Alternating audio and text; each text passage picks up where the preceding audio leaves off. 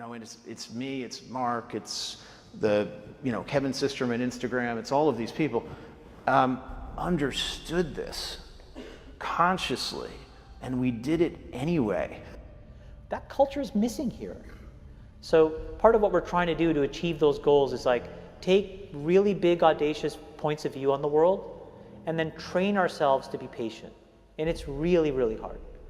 The entire society is set up to not be patient anymore. Consumer internet businesses are about exploiting psychology. And that is one where you want to fail fast because people are unpredictable, and so we want to psychologically figure out how to manipulate you as fast as possible and then give you back that dopamine hit. We did that brilliantly at Facebook. Instagram has done it, WhatsApp has done it, Snapchat has done it, Twitter has done it. So there are great examples. WeChat is doing it. There are great examples of failing fast is the right path to exploiting psychology of mass populations of people. I feel tremendous guilt. I think we all knew in the back of our minds, even though we feigned this whole line of like, there probably aren't any really bad unintended consequences. I think in the back, deep recesses of our minds, we kind of knew something bad could happen. But I think the way we defined it was not like this. Turn it off. That's what I would say. It's hard for young people now because they're hooked. They're addicted. If you don't think you're addicted, and I'm talking about anyone, from the highest to the lowest, if you don't think you're addicted, then see if you can turn it off for a week. It got quiet in here, didn't it? Didn't it get real quiet? It's a tool, so we should use it. God has blessed us with free will. Now it's free will magnified, free will on steroids. You're free to go in any direction you want. It will allow you, and it's not the enemy. It's just a reflection of our own free will. And we all want to be liked. But now we want to be liked by 16 million. And will now some of us do anything to be liked. We used to do anything to be liked, but it was by the person in front of you. Now it's to be liked by 16 million people that you don't know. We have to ask ourselves, what is the long-term, if not the short-term effect of too much information?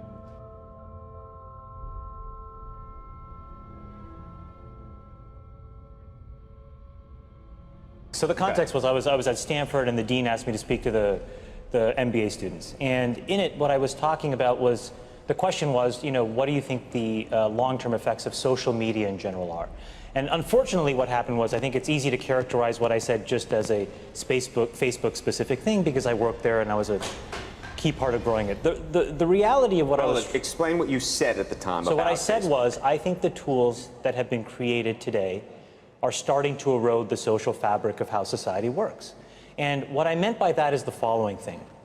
Today we live in a world now where it is easy to confuse truth and popularity. And you can use money to amplify whatever you believe and get people to believe that what is popular is now truthful and what is not popular may not be truthful. Joe and I, for example, we've been on the other side of climate for a long time, right? And the reality is now I can take money and I can use that through all of these social media systems that exist to hundreds of millions of people, and I can convince all of Joe's friends and everybody like him of my opinion in very subtle and small ways. And he can do the same to me. We can do that about vaccines. We can do that about gay rights. We can do that about bathroom laws. We can do that about Roy Moore. And so I think the question we have to ask ourselves is, how do we live in a world where this is now possible? And so it was about that, but just want to understand, was it, because I read and watched parts of what you were talking about. Part of it seemed to me about the ability to pay to manipulate people's thoughts. The other seemed to me to be this sort of ADD society with which the sort of liking and everything else has created this sort of feedback loop that you compared to drugs. We know for a fact that what all of these systems do, every single one, is it exploits our own natural tendencies in human beings to get and want feedback. And that feedback, chemically speaking, is the release of dopamine in your brain. And so what these feedback loops do, and they exist everywhere, in Call of Duty, in other video games, in social networking sites, they get you to react. when Facebook was getting going, I had these people who would come up to me and they would say, you know, I'm not on social media. And I would say, okay, you know, you will be. And then they would say, no, I value my real life interactions. I value the moment. I value presence, and I value intimacy. And I would say, well, you're a conscientious objector. That's okay. You don't have to participate, but you know, we'll get you eventually. and like, I don't know if I really understood the consequences of what I was saying. Because the unintended consequences of a network when it grows to 1 billion or 2 billion people, and it literally changes your relationship with society, with each other, with you know, it probably interferes with productivity in weird ways. God only knows what it's doing to our children's brains. You know, if the thought process that went into building these applications, Facebook being the first of them to really understand it, that thought process was all about how do we consume as much of your time and conscious attention as possible. And that means that we need to sort of give you a little dopamine hit every once in a while because someone liked or commented on a photo or a post or whatever. And that's going to get you to contribute more content, and that's going to get you, you know, more likes and comments. I mean, it's a social validation feedback loop that it's like it's exactly the kind of thing that a hacker like myself would come up with, because you're exploiting a vulnerability in human psychology. It literally is a point now where I think we have created tools that are ripping apart the social fabric of how society works. That is truly where we are. And I would encourage all of you, as the future leaders of the world, to really internalize how important this is. If you feed the beast, that beast will destroy you. If you push back on it, we have a chance to control it and rein it in. And it is a point in time where people need to hard break from some of these tools and the things that you rely on. The short-term dopamine-driven feedback loops that we have created are destroying how society works. No civil discourse, no cooperation, misinformation, mistruth. And it's not an American problem. This is not about Russian ads. This is a global problem. So we are in a really bad state of affairs right now, in my opinion. It is eroding the core foundations of how people behave by and between each other. And I don't have a good solution. You know, my solution is I just don't use these tools anymore. I haven't for years. It's created huge tension with my friends, huge tensions in my social circles. If you look at, like, you know, my Facebook feed, I've posted maybe 2 times in 7 years, 3 times, 5 times. It's less than 10. And it's weird. I guess I kind of just innately didn't want to get programmed. And so I just tuned it out. But I didn't confront it. And now to see what's happening, it really bums me out.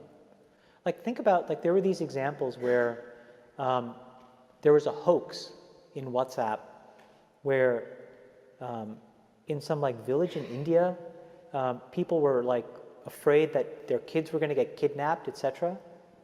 And then there were these lynchings that happened as a result, where people were like vigilante running around. They think they found the person, and I mean, seriously?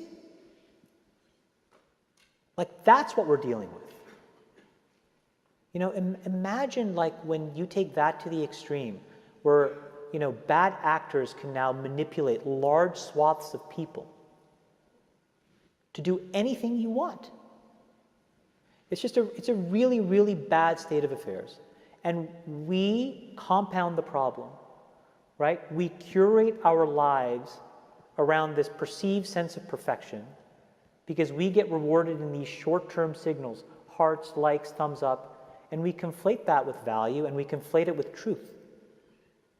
And instead, what it really is fake, brittle popularity.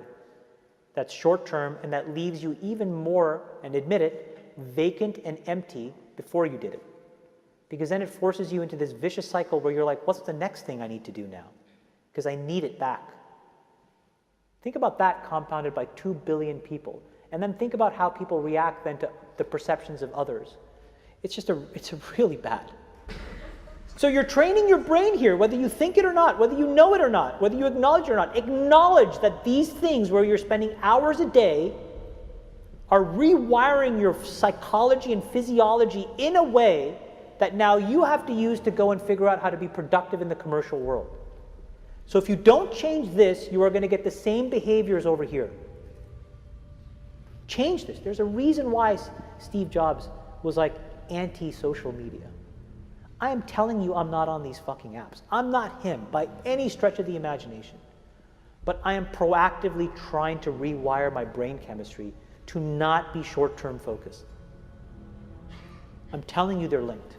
And I think that if you get too desensitized and you need it over and over and over again, then you become actually detached from the world in which you live. You become callous, you become crude. And you live in front of your screen. But Chamath, let me ask you this, because the thing that I've been so concerned about is Facebook just announcing that you're going to be having some app that you can use when you're 7 to 13.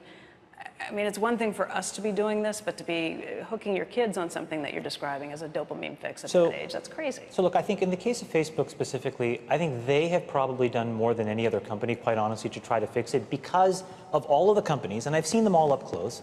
They're the most, frankly, to be very blunt and honest, the best run and the most technically sophisticated. But they're also emailing me if I haven't logged onto Facebook for a while saying, hey, did you see the post from so-and-so? Did you see the post from so-and-so? Trying to lure you back in. And again, we can make those decisions as adults, but as children, that is a different... Well, I think the product, and I don't know it quite honestly in as much detail as I should, but I think the way that that product works, because of privacy laws in the United States, you actually have to get parental permission. The point, though, is, and what you're bringing up is, I think, is the most important thing.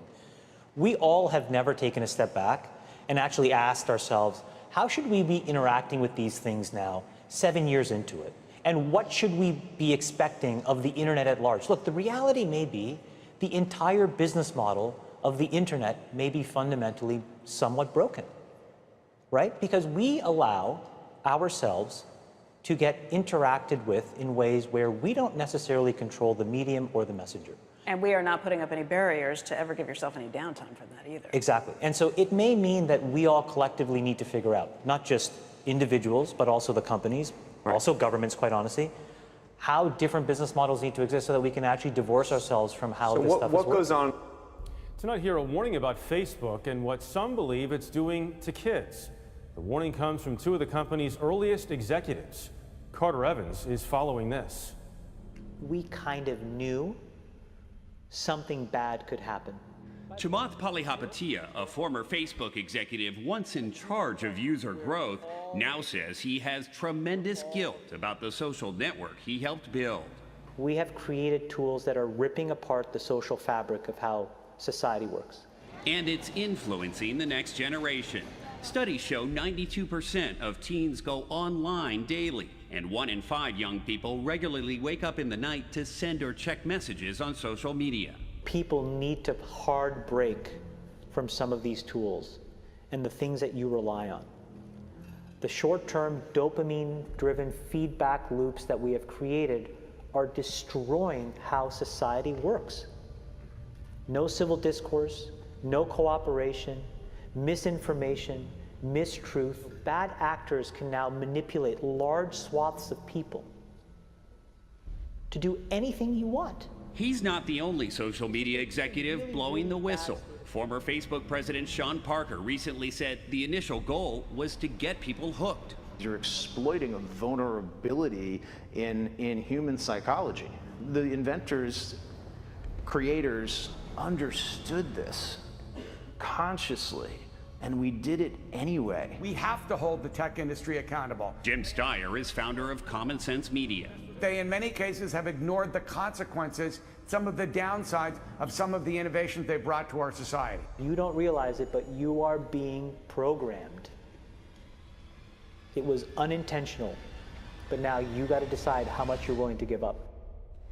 When Facebook was getting going, I had these people who would come up to me and they would say, you know, I'm not on social media. And I would say, okay, you know, you will be.